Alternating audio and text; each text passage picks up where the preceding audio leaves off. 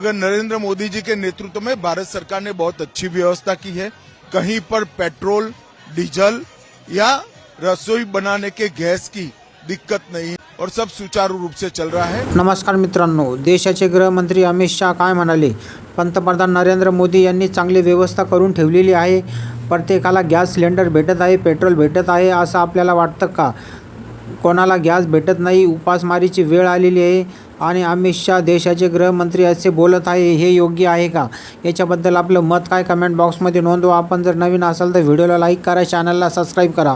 खरंच आपल्याला gas cylinder भेटत आहे का? ह्या विचारांना आपण सहमत आहे का? अमित शाह हे म्हणाले असे पंतप्रधान नरेंद्र मोदी यांनी व्यवस्था करून ठेवलेली आहे। एकूणच लक्षात येते की देशामध्ये महागाई वाढत आहे, गॅस सिलेंडर भेटत नाही, पेट्रोल भेटत नाही, बेरोजगारी वाढलेली आहे। बऱ्याच ठिकाणी शहर सोडून सनी खेडेगावामध्ये लोक निघालेली आहे, शिक्षित बेरोजगार झालेले आहे, नोकरी मिळत नाही, देशाची आर्थिक परिस्थिती बिघडलेली आहे। ह्या महागाईच्या विरोधामध्ये एकमेव पक्ष वंचित बहुजन आघाडी हा लढत आहे। येणाऱ्या 6 एप्रिलला वंचित बहुजन आघाडी गॅस सिलेंडर महागाईच्या विरोधात आंदोलने करणार आहेत। ह्या विचारांना आपण सहमत आहे का? याच्याबद्दल आपलं मत नोंदवा। धन्यवाद।